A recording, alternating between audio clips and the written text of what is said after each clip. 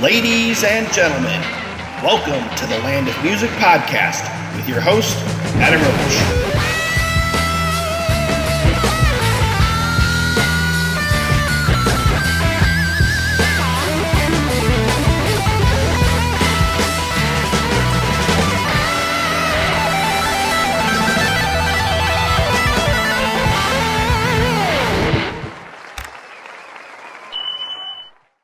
All right, well, here we are with Steve Rosen once again. Welcome again. Mr. Adam Roach, how are you, pal? Very good. Now, we've got a very interesting topic today. Yngwie J. Malmsteen. Just so again. Exactly. I love right. I loved how he would do that because they're not to be confused with the Yngwie, R. Malmsteen that's out there running around, That's it. Yeah. So an interesting topic indeed. So this was an unbelievable interview. It was sort of memorable on many levels. And I'm going to give you folks out there sort of a thumb shot view of this. And if you want to hear the whole thing, you got to go to YouTube and check it out. This one is pretty remarkable. So this is probably somewhere in early 84. I'm guessing February, March. My best friend, Jimmy Waldo, was the keyboard player in Alcatraz. And he tells me, hey, man, we just got this new guitar player, this Yngwie Malmsteen. You need to go interview him. And I'm thinking, well, okay. I sort of knew about Yngwie. I sort of heard the name. He had played in Steeler, which was like a local Hollywood band. But I really didn't know much about him. And but Jimmy sort of insisted, and I thought, okay, I will. But he also added a caveat. He said, but he's an asshole. And this is his own bandmate calling him an asshole. So I thought, all right. And Jimmy is the most even-keeled guy you could imagine. He gets along with everybody. And for Jimmy to call out Yngwie, then he had to be a real problem child. So I drive out to Yngwie's house. He was living out in the valley from where I was living in the Hollywood Hills, about 20, 25 minutes. And I knock on the door, and this guy answers the door. And he's got a Strat, he's got a strap on, and he's holding a Strat, And my first thought was, oh, this is cool. I love when guitar players play during an interview, and you can hear them noodling, and it's like this extra bonus. So I thought, this is going to be great, So I walk in and we sit down and I set up my cassette player. And I forget where the questioning starts. Maybe something about his background or coming over here from Sweden. I can't remember. So I'm going to ask him a question. So Yngwie, tell me. He goes, no, man. No, hang on. Wait. I'm not done practicing. So I'm thinking, okay, he's got his practice regimen, and I interrupted it. Hey, I get it. It's important to him. So I'm sitting there, and he's kind of going through these remarkable runs, and I've really never heard anything like this, And this is sort of, back before we knew that what he was doing was sort of what would become called, right, that neoclassical thing. And there was this classical thing he was doing in his, string skipping. I mean, it truly was amazing, And I'm watching, and about 5 minutes go by, and I figure he's done. So I try to continue or begin the interview. So Yngwie, so tell me. He goes, no, man, I'm still not done. And so I sit there for another 10, 15 minutes. At this point in time, honestly, man, I am ready to walk out. I don't need that kind of heartache in my life. I don't care if he's the next greatest guitar player in the world. I've interviewed 1,000 amazing guitar players by then. No one has ever given me that kind of grief. Yeah. Fuck you, Yngwie. I'm leaving, I've never walked out on an interview in my life. I wasn't about to start with him. So I try to sit there patiently, and I can see he's slowly winding down, and our conversation starts. And there was something about him, it's funny because I've listened to a little bit of this, knowing that we're going to put this up on our YouTube page. And you've remarked, Adam, about how he sounds, pretty cool, like a pretty nice guy. And I thought to myself, I'm thinking, was my impression of him all wrong because of the first 20 minutes, because he made me sit there, like I was some, hired servant and, on his beck and call. And I thought, did I get him all wrong? But then I think about that interview and I go, no, I didn't get him wrong.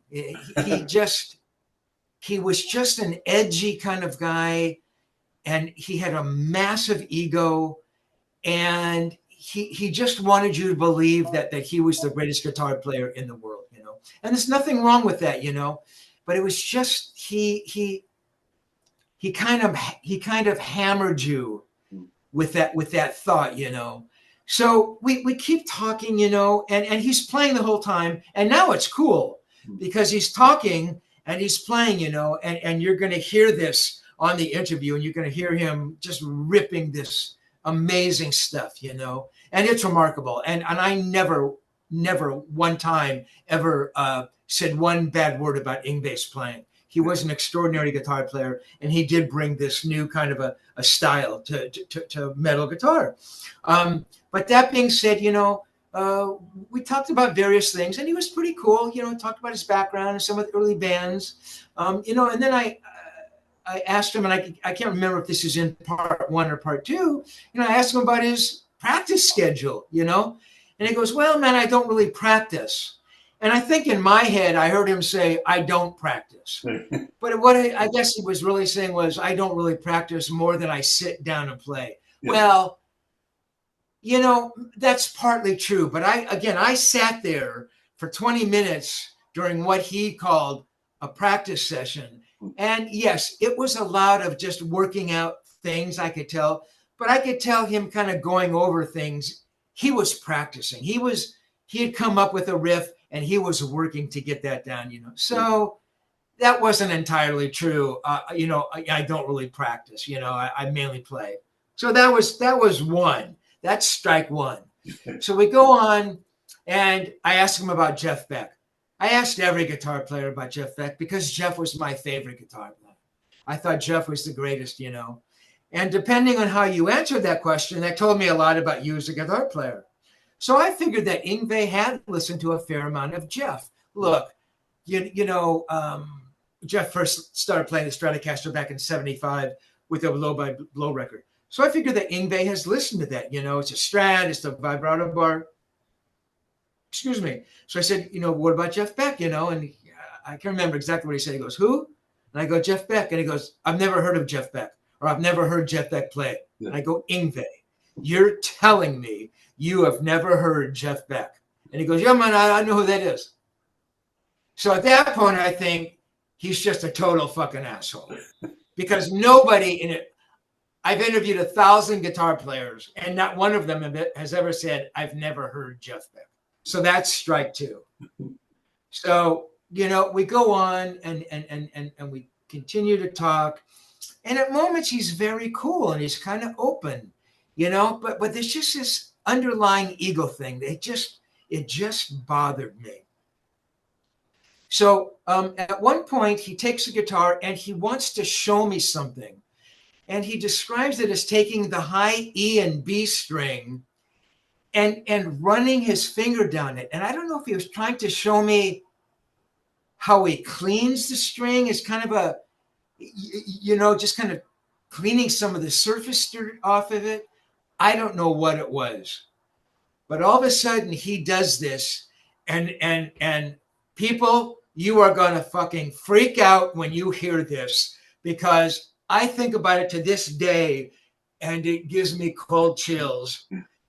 He runs his fretting hand, his first finger, right? Yeah. Very important finger, down the length of the string, and something happens. And I look for a second, and I'm trying to remember my reaction. I can hear it because I've heard that part now on tape. This string cuts into the pad on his finger, and I'm telling you, it looks like it goes down to where it hits bone. And I mean, it starts bleeding, and I'm looking at it, and Yngwie is responding, and I forget what he's saying. I'm going, "Oh my God," and it's bleeding, and I'm thinking, I'm going to have to take him to the hospital. I mean, there's no way that this is just going to heal. Yeah. And Yngwie had a gig that night with Alcatraz. And I'm thinking, there's no way he's going to be able to play. He walks into the bathroom and comes back, and it's, just wrapped in toilet paper. And the toilet paper, you can see it. It's like this slow motion thing. You can see the toilet paper, and it's not funny, but it's like eerie. You can see the toilet paper turning red from where the blood is seeping through to the toilet paper. And it was amazing. Honestly, I know how much that must have hurt. And I think maybe he was trying to put on a brave face because he didn't really react, but it was not good. Yeah.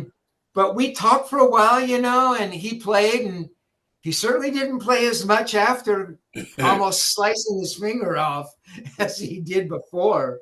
And, part of me thinks about karma. And I used to think karma, that's bullshit. You go through life, you can be a bad person and nothing's going to happen to you. Well, I don't think that's true. I think on some level, some of that stuff comes back to you. And I think to myself, see anything? You see what happens when you're a total asshole and you piss off the journalist sitting in front of you, And I'm going to add a little addendum here. So we kept talking, and he played that night. I don't know how. I think he may have put super glue across that cut. Let's fast forward. It could be several months, probably not much more than that. Ronnie Dio is headlining the Forum, and I am there. And afterwards, there's a party at this sort of a English pub called the Cat and Fiddle on Sunset Boulevard. And Ronnie and the whole band's there. And I'm there with my good friend, Jimmy Waldo. Jimmy's the one who introduced me to Yngwie. Jimmy is the keyboard player in Alcatraz. He warned me. He's an asshole, he told me. And so I'm sitting there, kind of, off in a corner, and nursing some drink. I don't know what it was, some gin and tonic or something. And I see Yngwie over in the corner. And I kind of look at him, and I just dismiss him. It's like, I want nothing to do with him. And I look and I see that he's walking over. So I kind of see him, he walks over, and he's kind of there. And he was fucked up, man. He was drunk, and maybe he was high. I don't know, but he was absolutely drunk, And he's kind of slurring, and he goes, "Oh, yeah, you're a fucking asshole," And he was saying that. I'm sorry, I need to back up just a little bit, because that interview that I had done appeared in the July 1984 issue of Guitar World magazine. They had put the title of that interview, "The Guy with the Chip on His Shoulder," which was really perfect. In the last paragraph of that interview, I write, "He's a remarkable guitar player. If he does not allow his ego to get in his way, he will go on to do incredible things." I mean, I saw it all, and that's absolutely what happened. His ego got in his way, and it destroyed his career. He had obviously seen the story, so he walks over, and first he goes, "You're a fucking asshole," And I'm drinking, it's like, he's drunk, just let the guy alone, leave him alone, And I said, you're a fucking lousy writer. I'm going, it doesn't mean anything to me, because he meant nothing to me, Yeah. And he goes, "All fucking lies," At that point, I said to him, I go, "Yngwie, every single word you told me is on tape. I'll let you listen to the tape, And he takes another drink, and, I think you could tell that he wasn't really getting to me. Yeah. Him calling me an asshole, it just didn't mean anything. Now, if you, my good friend, comes over and calls me an asshole, that would hurt me. Or if Jeff Beck comes over and calls me an asshole because I revered him, that would hurt me. Yngwie Malmsteen, not so much. So then, I think he's kind of thinking about that. Hey, I'm not getting to this guy. What's going on? So then he says, and I've never really actually said this out loud. I've sort of have edited this part out. He goes, "Oh, you fuck." And, I hear that, and, I kind of, okay, I'll let that one go. I'll give you one, Yngwie. And then he says, "You fucking jerk." And I go, That's it, Yngwie. You rang the bell, pal. So it was like in a Western. So I take my drink and I toss it in his face, and he's like temporarily blinded, and I kind of half hit him, kind of half slap him, but I got him, man. I mean, I wanted to hurt him, kind of a half punch, kind of a half, slam on his face, and he goes down, and then he gets up and he grabs me, and we're both on the ground and we're grappling. And I'm going to kill him. I really wanted to kill him. I wanted to break his fingers. I wanted to rip his eyeballs out. I mean, I was seething, A couple of the bouncers saw what happened. They come over. They give him like the fireman's carry, a couple guys grab his legs, a couple guys grab his torso and carry him out kind of, horizontal and literally toss him out of the club. So for the next 10 years, I never mention Yngwie Malmsteen's name in a story. I'm thinking, how can I get back at him? Well, in every story, I can write what an asshole he is, or, it's kind of thing. There's no such thing as bad press, or I can never mention his name again. And I never did. I never mentioned his name in another story that I would write until 95. In 95, I'm contacted by Player magazine, Japanese magazine. He was big in Japan. He was really big in Japan. They want a story on Yngwie.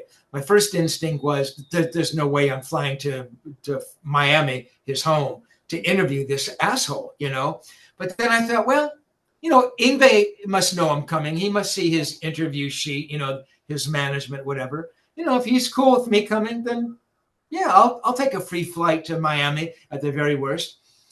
So, I fly, we go to his house and I knock on the door and I'm kind of ready, for fisticuffs again, and he opens the door and he literally, before I can say hello, he comes out and he hugs me, he apologizes. I'm so sorry. I was drunk. I was young, I didn't mean it, and it's like we became buddies, I had so much appreciation for him doing that, and what more can you ask from somebody than to apologize and really mean the apologize? And I could tell he did, and for the next 2 days, he was a great host and, took me out to dinner and drove me around his Ferrari and, let me play his guitars. And I would interview him like 5 or 6 times after that, So the story ended well, he just, it was just an example of the way that he dealt with people. He just didn't understand that you can't talk to people like that without repercussions, And I mean, he's still out there playing, and he's a great guitar player, and I wish him all the best. But to get the full story and to really get this, people, and to have your finger feel like it is being sliced to the bone, you need to listen to this interview. It's incredible. You're hearing Yngwie kind of noodle around. That's brilliant stuff. So you guys got to check it out. Yeah. And I'm surprised, like you're saying, the interview did go on because you really feel what happened when he cut his finger. And you hear him like talk to you. He's like, this is deep. This is real deep. And you're like, are you sure you want to do this? And like I said, he did play a little bit. So it's crazy that he did that.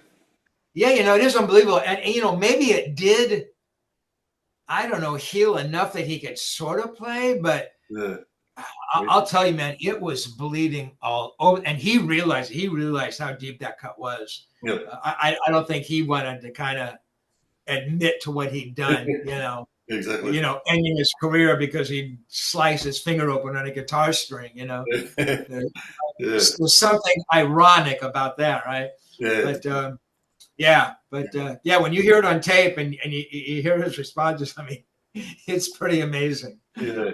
And just also a couple of little things in the interview as well. So you do talk about Van Halen, you talk about Deep Purple, Richie Blackmore, you talk about all his acoustic playing, the start of his solo project, just like getting into a little bit of that as well. And there's heaps on there. So I think the whole thing goes for maybe an hour and a half, a bit over hour and a half. So it's a great interview. Yeah, it's amazing. I mean, again, as I opened our conversation, my memories initially were, I just didn't care for him. He wasn't a nice guy. But the truth was the interview itself was a good interview. Was, yeah. Other than him making those kinds of comments about Jeff Beck or practicing, an hour and a half. That was a long interview. And, it's interesting because, so when this interview happens, he's still in Alcatraz and he's talking about his solo record. Yep. That's right. Right. So that kind of tells you, really, if you can read between the lines, that tells you Yngwie Malmsteen is not going to be around for a second Alcatraz record. Yeah. And fair enough. Look, Yngwie was always going to be a soloist, right? He was always going to have his own band.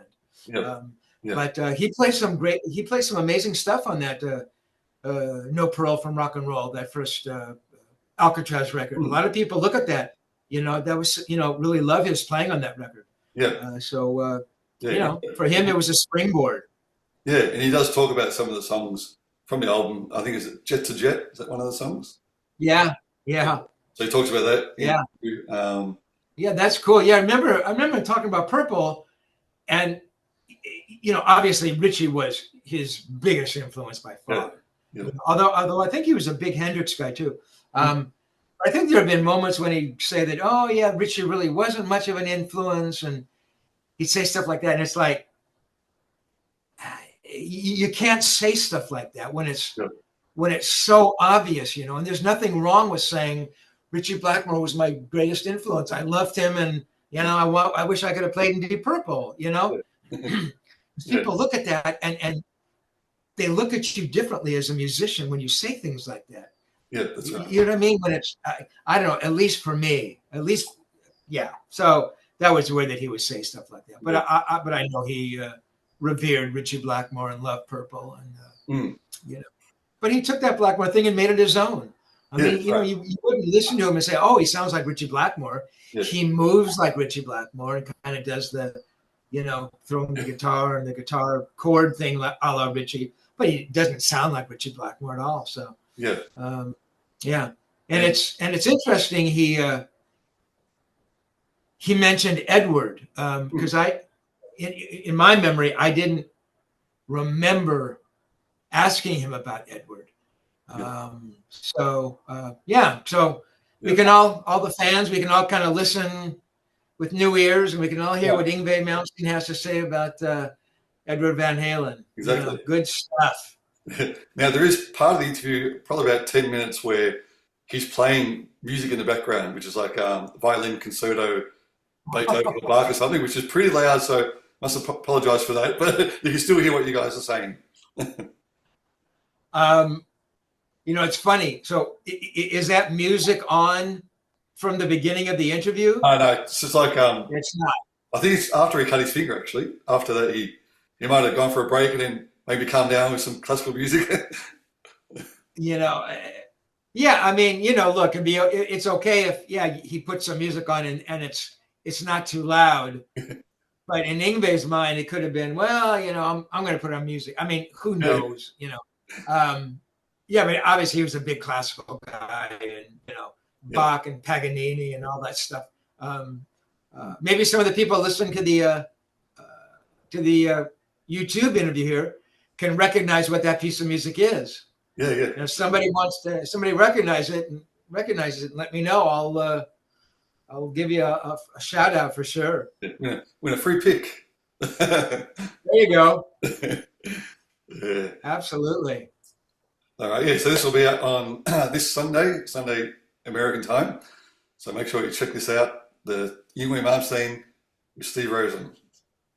Very cool. Very cool. Yeah, everybody. I mean, this is the first time Adam and I have really done sort of a pre-interview interview. I've done little 2 or 3 minute introductions for some of the pieces, but this is the first time we've actually done an interview on an interview. So so you better listen to us talking, and then you need to go listen to this interview. It's really amazing. This is the first. I don't want to say it's the first interview Yngwie ever did, because I honestly don't know that, but I am pretty positive I can say with certainty that it's kind of the first sort of a major interview he did with in a major publication. I mean, Guitar World. Yep. It's funny because by '85, I think Guitar World would actually put him on the cover. So when they put up this interview. Look, he was a rising star, but he wasn't the sort of figure he would be just a year later. Yeah. So yeah. Yeah, excellent. All right. Well, everyone, definitely, you're going to love this interview. It's, like I said, it's got a bit of everything. It's got his, how he first started, his influences, his accident, his playing. So enjoy it. Yeah. All right. Well, thank you for this. And hopefully, we'll maybe do it again from some other interviews coming out in the future. Yeah. Let me know, yeah. What we're doing, some of the other interviews I sent you that are coming. Yeah. So thanks again, Steve. See you on the next one. Oh, well, thank you, man. Yeah, man, it was a good idea. It was a great idea.